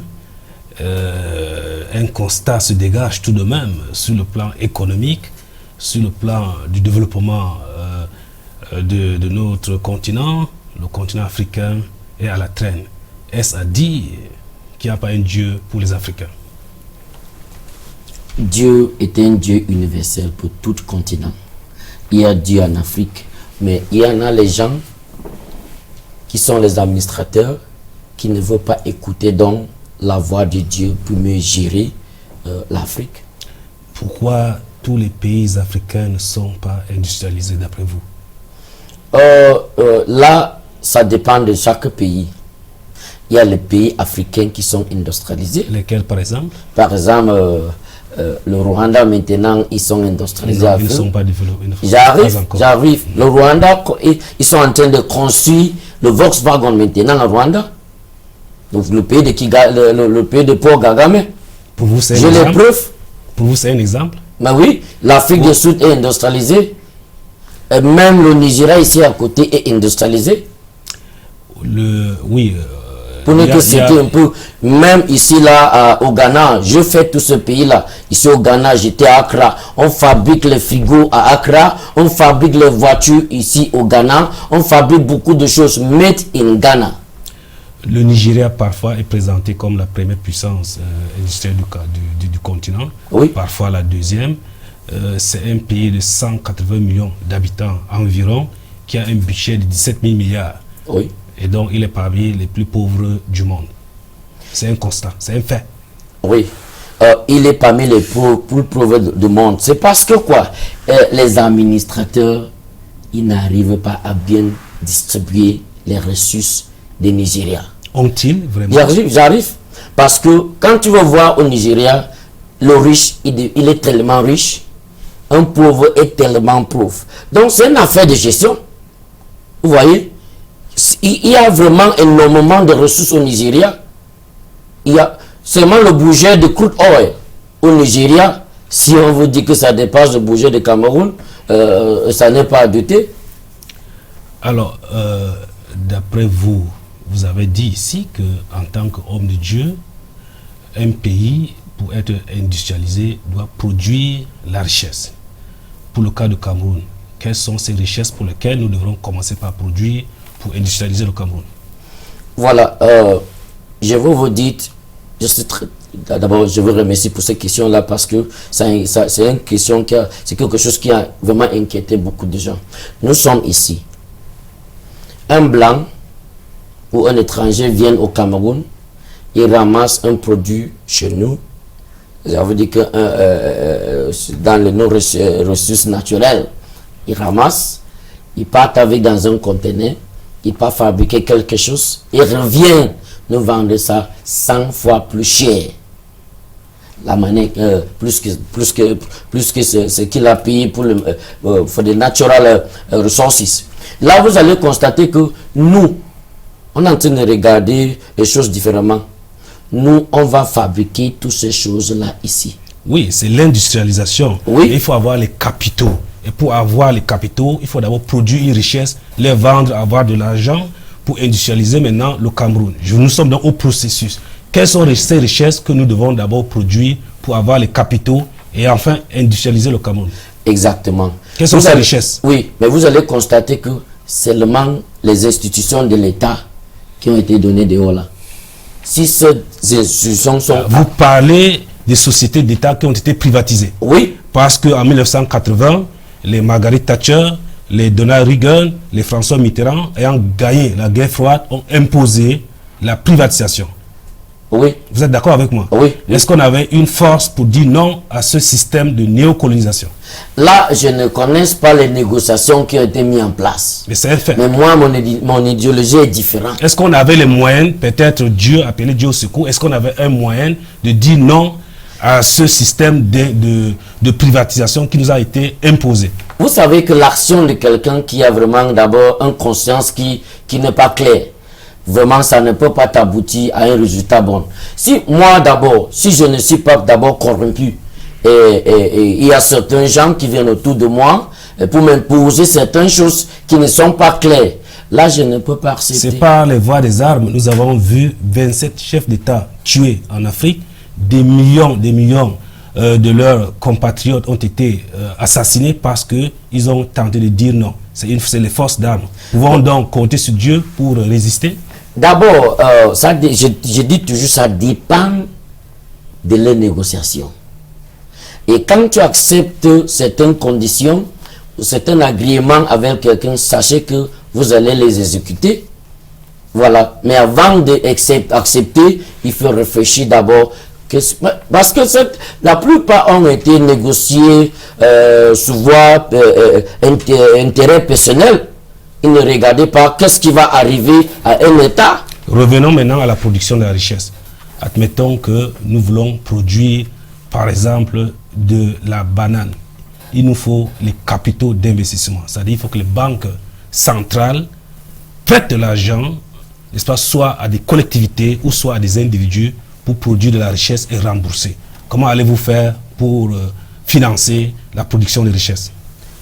Vous êtes témoin que Ahidjo a géré ce pays-ci jusqu'à il y avait les réserves, c'est ça? Au temps d'Ahidjo, oui, on était dans un socialisme d'État relatif. J'arrive. Aujourd'hui, nous ne sommes plus. J'arrive, bon, ça dépend de la gestion qui est à l'heure actuelle. J'arrive. Voilà. Quand vous regardez bien, vous allez constater que Seulement les impôts dans ce pays-ci peuvent faire beaucoup de choses. 4 000 milliards. Les impôts camerounais. Oui, le budget du Cameroun, c'est 4 000 milliards. 4 000 milliards ne peuvent pas suffire, puisque je suis ingénieur de génie civil. Si vous me remettez 4 000 milliards, tout l'argent du Cameroun, je ne pourrais pas bitumer toutes les routes de l'Adamawa. Parce que les routes de l'Adamawa, nous avons 6 200 km de route. Seuls 700 km de route seulement sont bitumés. 5 500 ne sont pas bitumés.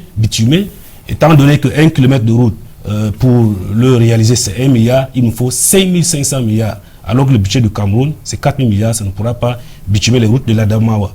Si je vous remets la question, un budget, ce n'est pas un budget par an, c'est un budget par an, non? Bien sûr. Voilà. Est-ce qu'on se lève dans une année pour construire un pays, monsieur? Non. Voilà. Donc, qu'est-ce qui se passe? Il faut programmer. Un État doit fonctionner. A state must function with a lot of budgetary.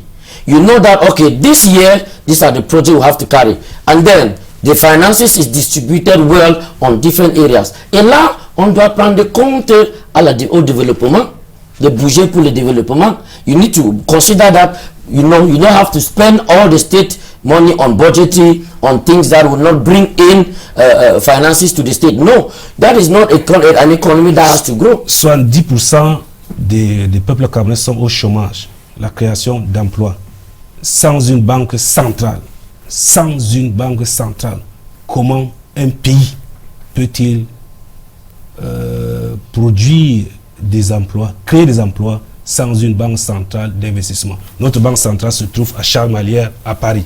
C'est une question de souveraineté. Qu'en dites-vous? Bon, je précise que la BEAC, c'est quand même la banque centrale qui est basée à Yaoundé. La BEAC, c'est une banque succursale. La BEAC, c'est une banque succursale qui on délègue juste un pouvoir secondaire. Ça devient idéologique, mais nous savons techniquement que la banque centrale des États de l'Afrique centrale, c'est la BEAC. Voilà, et ça veut dire que c'est donc à Yaoundé. Voilà, pour des raisons idéologiques, nous comprenons bien ce que Boba veut nous suggérer. Le fait que la monnaie soit garantie, notre champ soit garanti par Paris peut faire que la banque centrale soit considérée comme étant à Paris. C'est bien cela? Bien cela. Maintenant, pour mes petits frères qui sont à Yagua, ils veulent donc de l'argent pour produire du riz.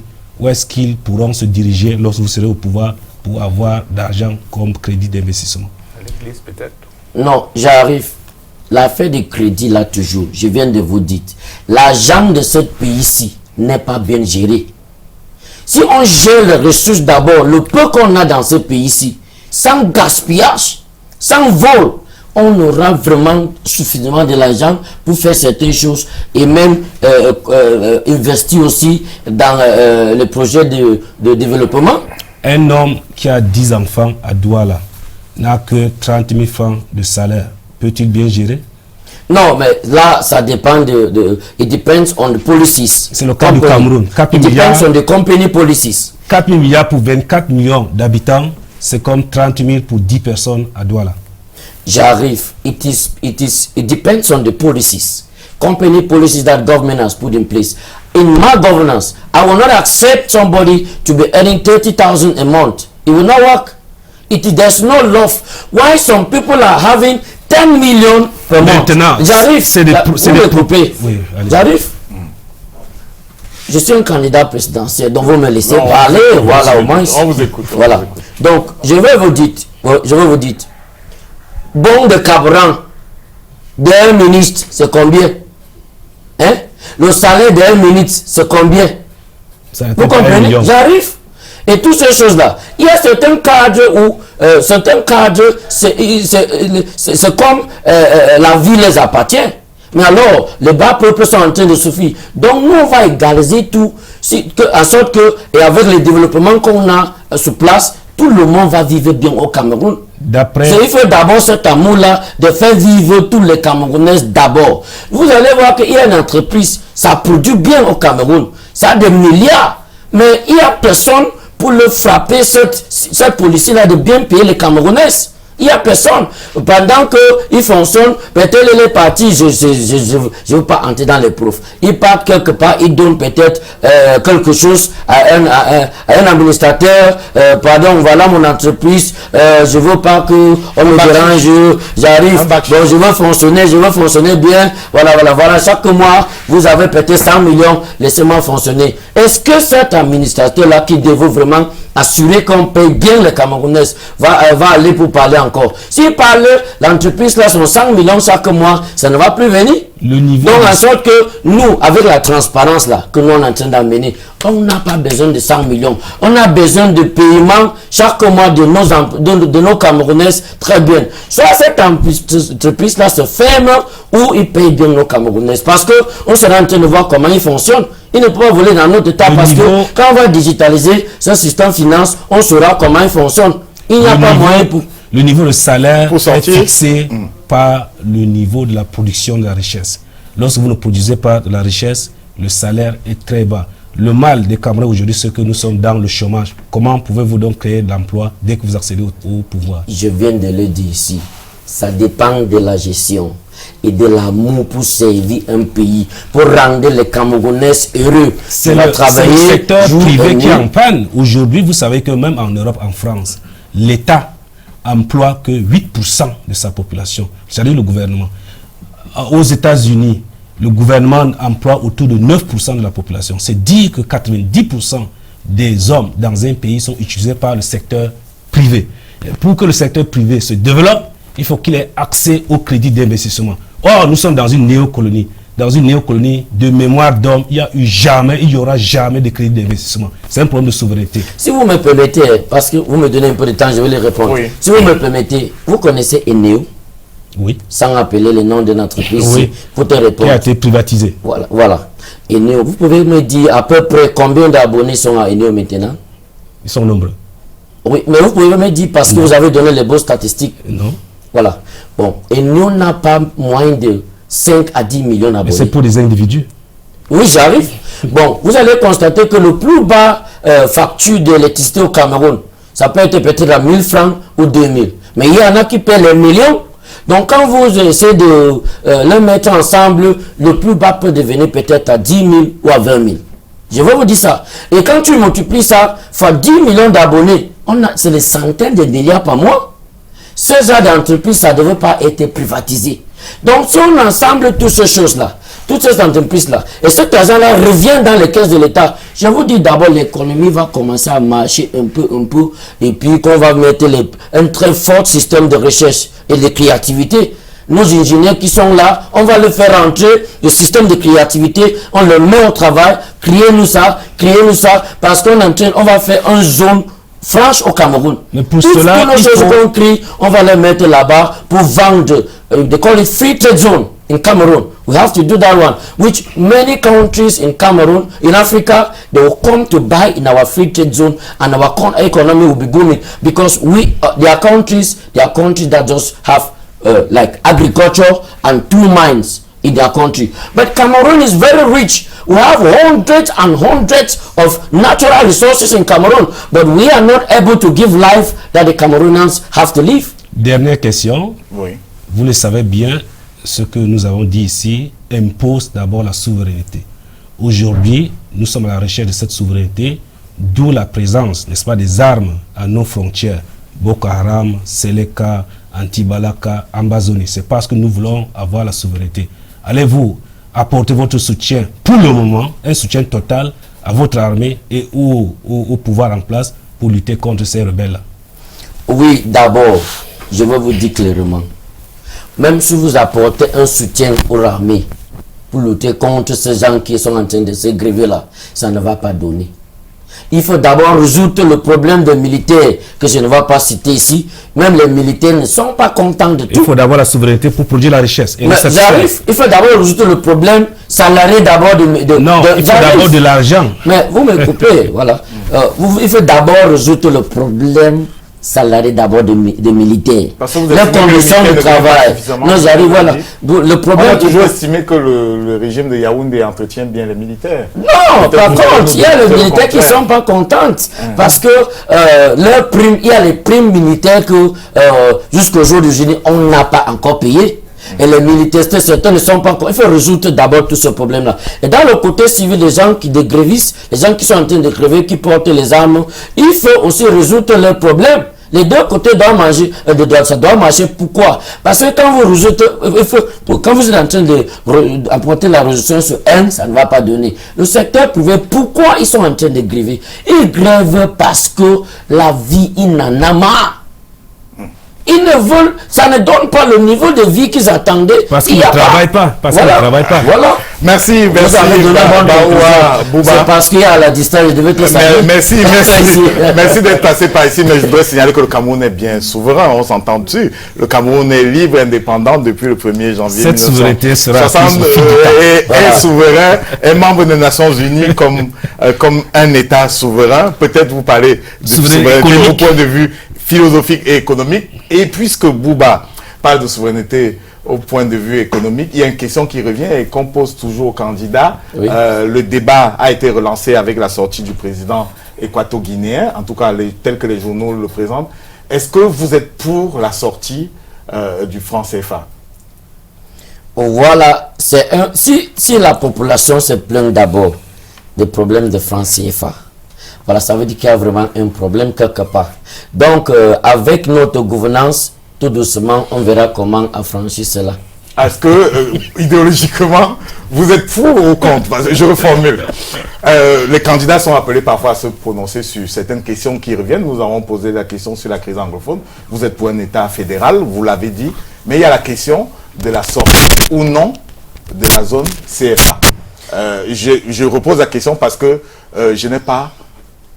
Enfin, de mon point de vue, je n'ai pas entendu de réponse. Oui, je vais vous dire, je viens de vous dire tout à l'heure quand je commençais ici, que les gens qui viennent vous dire, prononcer les choses en l'air là, c'est des gens qui ne peuvent pas vraiment sauver le Cameroun dans l'ère actuelle, au niveau de là où le niveau du Cameroun se trouve. Parce que c'est les mêmes promesses là, c'est les mêmes paroles en l'air là qui ont gâté le Cameroun. Je vais vous dire, il faut d'abord étudier et voir si ce franc CFA là a des problèmes ou pas avant de tirer la conclusion. Vous n'avez pas encore fait cette étude? On fait, mais on tire déjà avec la conclusion quand ça va finir, je vais vous dire. Alors, nous allons parler du scrutin lui-même. Nous allons consacrer cette dernière partie, chers confrères, au scrutin lui-même, le 7 octobre prochain. Arrêtons-nous d'abord sur vos adversaires. Vous avez lu certainement la liste des 9. Oui. Là, je disais en l'entame de l'émission que les rédactions vous présentent comme étant le 9e candidat parce qu'on ne vous avait pas vu à la télévision, même si vous étiez très actif ailleurs. Que pensez-vous globalement des candidats? Nous avons lu dans le messager, vous avez garanti au président Biya en fonction. Au cas où vous êtes élu, vous lui avez garanti une retraite paisible, sans embêtement. Est-ce que vous le redites ce soir? Même quand j'étais à l'Ouest, je dis directement à M. Paul Biya, au président Paul Biya, parce qu'il est encore président. Voilà. Moi, nous les hommes de Dieu, on doit respecter les gens. Voilà. Lui, il est encore président et je lui dis direct. Peut-être il n'y a personne pour lui conseiller. La seule personne qui va venir remplacer le président Paul Biya sans lui tuer, sans l'embêter, sans déranger ou détruire sa famille ou détruire les gens autour de lui, ce n'est qu'un homme de miséricorde. Ce n'est qu'un homme de Dieu. Parce que avec nous, tuer, et même insulter les gens, même avoir la haine contre quelqu'un, nous on ne fait pas. Ce n'est pas dans notre, parce que c'est un parti intégral de nous. On est là, on est obligé pour aimer chaque un être humain que Dieu a mis devant nous. Donc qu'est-ce que je veux dire? Parce que c'est aussi quelque chose qui est vraiment autour de cet administrateur là. La plupart, il dit bon, mes ennemis sont pleins. Quand je veux quitter là, qu'est-ce qui va arriver? Bon, bête, on meurt là-dessus. Mais j'arrive, je leur passe le message. Ils sont clairs, c'est clair dans la mémoire de cet administrateur-là que leur temps est périmé. Il faut qu'il quitte le pays. Donc, c'est après la gouvernance. Il demande quelle est ma vie après cette gouvernance-là. Mais je veux dire, on va prendre soin d'eux. On va nettoyer beaucoup. Ceux qui sont encore un peu plus jeunes, on va les utiliser dans notre gouvernance. On ne va rien leur faire. Alors, il y a d'autres candidats. Vous êtes né en 80, comme Serge Espoir Matomba. Vous êtes vous êtes né en 80 comme Cabral Libye. Serge Espoir Matomba, lui, il est né en 79. Vous êtes donc, disons, des congénères. Que pensez-vous de ces jeunes candidats Oui. Est-ce que vous comprenez ceux qui estiment qu'ils n'ont pas d'expérience comme vous? Est-ce que vous comprenez ceux qui estiment que leur fulgurance peut venir de ce que justement ils soient jeunes? Quelle est votre position par rapport à cela? Là, je ne peux pas vraiment dire parce que moi, j'étais un gestionnaire d'abord de milliers et des milliers de Camerounais et les étrangers. Voilà. Bon. Réussir donc à d'abord gérer cette population-là, ce n'est pas un pays qui va me dépasser. Pour les autres, je ne sais pas ce qu'ils ont d'abord, ce qu'ils font, les activités d'abord. Non, je ne connais pas. Vous ne connaissez pas vos adversaires, vous connaissez peut-être... Je les connais, mais pas en détail. Peut-être Akere Mouna qui vient de la société civile comme vous, qui n'était pas en politique avant cette présidentielle, qui vient du nord-ouest comme vous également. Vous le connaissez peut-être mieux? Je n'ai jamais causé face à face avec Akere. Peut-être je les vois sur les documents ou à la télévision quelque part, donc c'est tout. Voilà, on n'a pas eu à échanger. Alors s'il y avait une élection à 2 tours, nous n'y sommes pas encore. S'il y avait une élection à 2 tours et que vous n'étiez pas élu au premier tour et qu'il fallait soutenir un candidat au deuxième tour, quel est parmi les 8 adversaires, les 8 d'en face, celui qui vous séduit le mieux, celui dont le projet ou le programme ou la personnalité vous séduit le mieux? Là, je n'ai rien absolument à dire là. Parce que je m'accroche toujours sur l'idéologie. Est-ce que certains candidats même qui sont au niveau de l'opposition vont vraiment battre le gouvernement en place? C'est la question à poser. Est-ce qu'ils sont là pour gagner? Est-ce qu'ils sont là pour maintenir leur position comme première position parti d'opposition? Voilà, parti d'opposition, ou ils sont là vraiment pour apporter un changement? Là, il faut d'abord regarder tout cet ensemble de choses-là avant de parler de soutenir quelqu'un. Et vous? Vous êtes parti pour gagner? Est-ce que vous aussi, non, on vient pour gagner. Vous n'essayez pas d'exister? Non, on vient Elie Nabel et Milo disent que, ou bien Jean de Dieu Momo, vous n'essayez pas de parader sur les plateaux de télévision simplement? Parce qu'on peut vous retourner la question.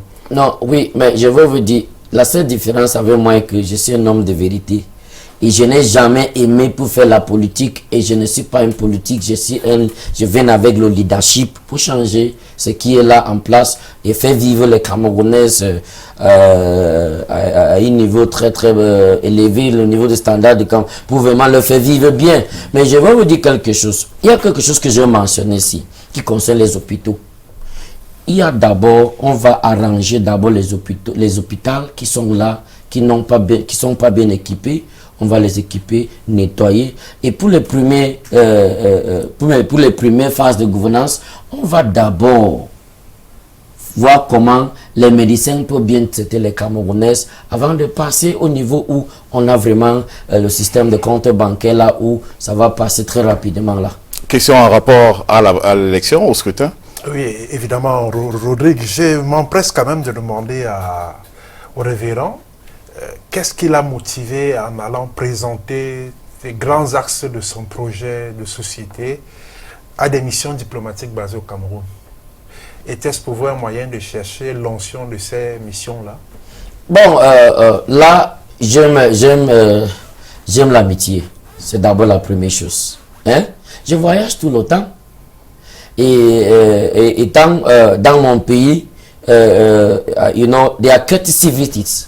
They call them courtesy visits.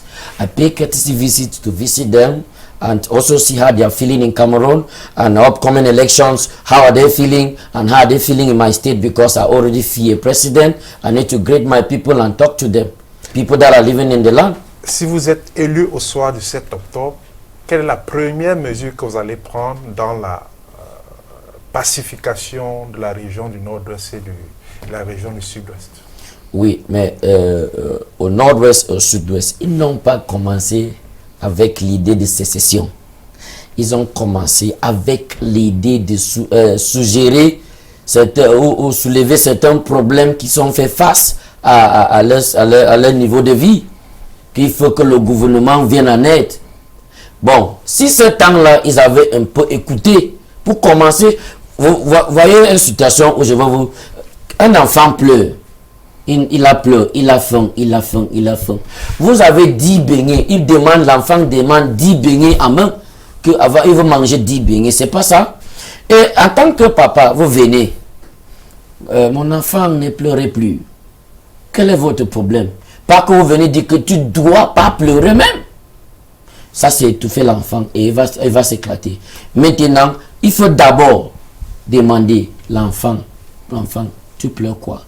Papa, j'ai besoin de 10, j'arrive. Papa, j'ai besoin de 10 beignets. Bon, moi, papa, je n'ai pas tous les 10 beignets. J'ai 1, j'ai 2, j'ai 3. Vous commencez, prendre d'abord un, vous mangez. Voilà le deuxième, voilà le troisième. Afin d'arriver à 10, là, ça ne va pas causer de problème. Ok. Dernière question, enfin, dernière prise de parole, ce sera avec vous. Oui, je veux juste vous demander, vous venez juste de terminer votre tournée à l'Ouest. Quel est le bilan? On a vu une foule. Est-ce que c'était vos militants ou bien vos fidèles à l'église? J'ai dit ici tout à l'heure que je suis tellement aimé au Cameroun. Il y a les Camerounais qui attendent d'un homme propre, d'un homme de lumière pour venir arranger le Cameroun. Quand ils comprennent que c'est un homme de Dieu, c'est un homme de lumière, c'est un prophète, même les musulmans, il y a prophète dans le Coran. Mais est-ce que vous avez fait la différence? Donc, il sait qu'un prophète ou un homme de Dieu, ce n'est que lui seul qui va venir gérer le Cameroun sans voler les Camerounais. Est-ce que vous avez distingué, ça c'est la question de mon confrère, est-ce que vous avez distingué parmi la foule qui était présente à vos meetings, bien sûr, parfois même les fidèles des militants de votre parti, ou bien du MCNC, parce que c'est deux partis qui vous soutiennent? Bien sûr. C'est ça, c'est une farce politique. Il n'y a pas eu de charter? Non, j'arrive. Ça, c'est une farce. Vous n'avez pas pris les gens de Bonabéry? Non. Oh, ça, c'est tout un budget. Pour pas les gens à Bonabéry pour aller à l'Ouest avec. Bon, mais je vous dis, c'est une farce politique. Vous voyez? Donc, si les gens sortent là, ça veut dire qu'ils sont venus pour me soutenir dans cette farce politique-là. Et ça veut dire qu'ils veulent voter pour moi. C'est pas ça. Mais quand on faisait même le tour de la ville, les gens disaient que voilà un homme de lumière. C'est lui qu'on veut. Révérend, beaucoup de vos disciples, hier, sous votre férule, se sont affranchis de votre tutelle pour aller créer leur congrégation religieuse ailleurs. Est-ce à dire que avec vous, vous chassez complètement les mauvais anges qui sont au paradis de Bonabéry? Non, là c'est votre bilan. Parce que ce qui se passe, c'est que je suis très bien avec tous les gens qui ont travaillé avec nous. Je peux même commencer à citer, ils ont les très grandes églises partout au Cameroun. Mais tout à l'heure même, je suis même avec certains qui sont dehors, qui sont quittés de Londres pour venir me soutenir. Ça montre l'amour. Qu'est-ce qui a motivé la départ? Non, c'est moi. On va leur poser la question. Oui, c'est la dernière question. C'est moi-même qui le dit, ton temps est arrivé. Vas-y, je loue une maison pour toi. J'ai créé un endroit pour toi. Commencez l'église là-bas. Okay. Ça, c'est monté de la... Ça n'a jamais été des questions financières. Hein? Ça n'a jamais été des questions financières. Si tu financières. aimes quelqu'un et tu as bien formé quelqu'un, vous devez le faire fonctionner. Et c'est comme ça qu'il faut monter l'amour et faire avancer quelqu'un d'autre. Parce que quand tu aimes quelqu'un, tu dois aimer son avancement. Ok, cette dernière question, prophète, vous avez parlé aussi des questions de gouvernement au Cameroun. Vous allez réduire le gouvernement. Est-ce que cela doit être votre première action dès que vous prenez le pouvoir après? Actually, there must be a cabinet cut down. All those et nous allons sortir par là. Oui. Nous allons sortir par là, président. Oui. All those lump sum of ministers, 60-something to 70-something in Cameroon, they are there accumulated on a very latest surface area of functionality. We are going to cut it down. And when it's crowded like that, there's no effectiveness. People begin to create tasks where they are not tasks because they only want to see being functioning. No, we will cut them down and bring them. We are looking forward to, we are still looking forward to digest, looking at the surface area of our activities in Cameroon and how governance has to take place. So very soon we'll have to get a number on the ground and people will know it. Merci Président, merci d'être descendu dans l'arène. Vous voyez, vous en êtes ressorti vivant. C'est bon, oui, ça. Voilà, si vous venez, si vous sortez vivant, ça veut dire que Dieu est avec vous. Ah non, on ressort toujours vivant de cette arène-ci. Cette arène à Canada International, en fait, ce n'est qu'un jeu. le jeu de nos questions. Nous sommes peut-être parfois irrévérencieux ou impertinents, mais c'est ça, c'est la vocation du journalisme. C'est une interview, c'est un jeu agonal. Il faut la mort symbolique de vous ou de nous, mais ça reste symbolique. Et aujourd'hui, vous êtes ressorti vivant de cette arène. Merci de vous être prêté donc à notre jeu, le jeu de nos questions pour cette émission. Nous prenons rendez-vous avec vous sur Canal 2 puisque la période électorale ne fait presque que commencer. On vous conviera bientôt sur d'autres plateaux spéciaux aménagés pour les besoins de la cause. Merci, chers confrères, d'avoir porté votre expertise à Canal International pour cette émission. Rodrigue. On vous conviera certainement pour ces occasions-là. Les grandes échéances, nous l'avons dit, c'est le 7 septembre prochain et Canal 2 a aménagé toute une galerie d'émissions, a aménagé des espaces pour parler des élections. Nous avons face aux électeurs. On imagine que vous reviendrez pour parler aux associations, de nombreuses associations qui seront conviées pour poser des questions aux candidats. Nous avons ce qu'il faut décrypter, ce QFD.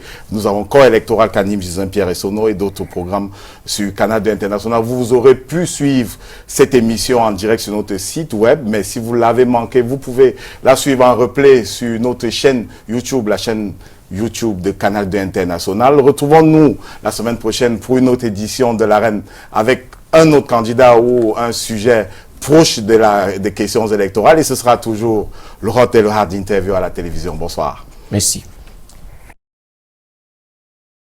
L'Arène.